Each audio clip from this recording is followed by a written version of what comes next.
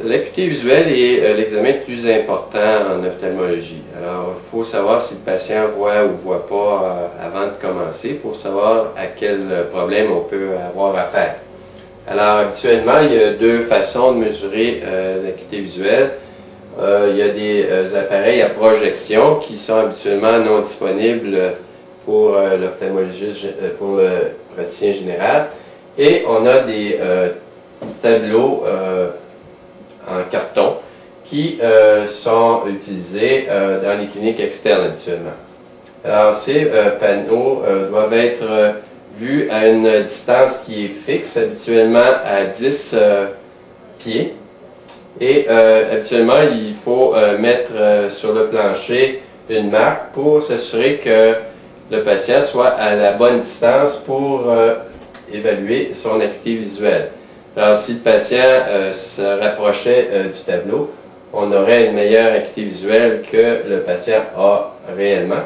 Et s'il était plus loin, on aurait une sous-estimation de son acuité visuelle. Alors, il y a plusieurs types de tableaux pour mesurer l'acuité visuelle, mais en gros, ils ressemblent à ceci. Lorsqu'on mesure l'acuité visuelle, on peut, si le patient n'a pas de lunettes, on va le faire sans lunettes. Par contre, si le patient a des verres de contact ou des lunettes, on va lui demander de les mettre parce que dans votre cas, il n'y a pas d'intérêt à savoir quelle est la vision du patient sans lunettes. On veut savoir quelle est la meilleure acuité visuelle du patient. Alors, lorsqu'on fait ça, on va demander au patient de cacher un œil et puis il faut le mettre contre le nez et on fait lire les lettres du patient, au patient. Alors, on va enregistrer l'acuité visuelle à partir des dernières lettres que le patient aura lues. Et c'est bien important de surveiller le patient quand il fait son test, parce que très souvent, on est concentré sur les lettres qu'il est en train de lire, et puis le patient, tranquillement, il va tasser son cache et puis va regarder avec les deux yeux.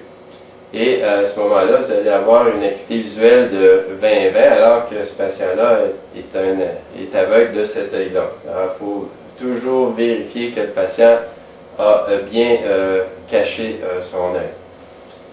Une fois qu'on a enregistré l'acuité visuelle du premier œil, on va boucher l'autre œil et puis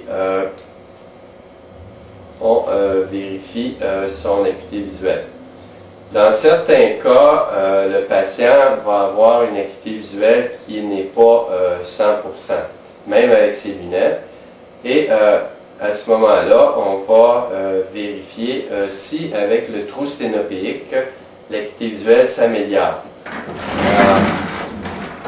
Le trou sténopéique, c'est tout simplement une cache avec des petits trous. Ça augmente la profondeur de champ que l'œil peut voir et ceci va améliorer l'acuité visuelle du patient. Alors, on va cacher encore ton œil gauche et puis tu regardes avec les trous. Alors, très souvent, si le patient n'a pas une grosse erreur de réfraction et qui a une acuité visuelle normale, va réussir à avoir une acuité visuelle de 20-20 avec ce trou-là. Si le patient est très myope, on peut peut-être avoir une acuité visuelle un peu moindre à 20-40 avec le trou sténopéique. Surtout si le patient, lors d'un accident automobile, a brisé ses lunettes et que là, vous faites l'examen sans les lunettes, juste avec le trou sténopéique. Alors ici. Est-ce que j'ai les lunettes? Ouais. Alors, lorsqu'on a évalué l'acuité visuelle avec les lunettes, on va l'enregistrer comme avec correction, soit CC, comme correction.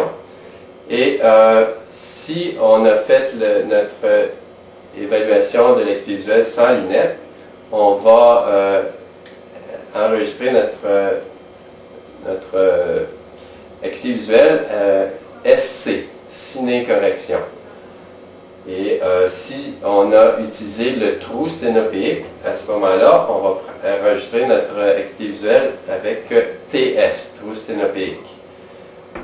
Lorsqu'on mesure l'acuité visuelle, on a des LED de plus en plus grosses qui vont jusqu'à 2400. Alors, ce que ça veut dire, 2400, c'est un patient qui voit à 20 pieds, ce qu'une personne normale voit à 400 pieds. Alors, on a des lettres qui deviennent de plus en plus petites. Habituellement, l'acuité visuelle normale est de 20-20. Et dans certains cas, chez les jeunes, on aura une acuité visuelle de 20-15. Alors, quelqu'un qui voit à 20 pieds, ce qu'une personne normale voit à 15 pieds. Alors, lorsqu'on fait l'acuité visuelle, on fait lire les lettres et on enregistre la ligne où le patient a vu les lettres pour la dernière fois. Alors, on les enregistre à 20, 20 ou 20, 25, etc. Lorsque le patient ne peut voir la plus grosse lettre à 20, 400, on va voir s'il peut compter nos doigts. Alors, vois-tu mon doigt? Oui. Combien? Un doigt. 5. Alors, on va reculer nos doigts maintenant pour voir si elle les voit encore. 1, 5. Et on va enregistrer qu'elle peut voir les doigts, compte les doigts, CLD, à, par exemple, 6 pieds. Si le patient ne réussit pas à voir nos doigts, on va lui demander si elle voit passer notre main. Alors, à ce moment-là, si la patiente voit passer notre main, on appelle ça mouvement de la main. MM comme enregistrement. Et si le patient ne réussit pas à voir notre main, on va lui demander de voir si elle voit la lumière. Alors ici, elle voit la lumière, on enregistrerait ça PL. Et puis si le patient est vraiment aveugle et puis qu'il ne voit pas la lumière, on enregistre ça à 0 PL.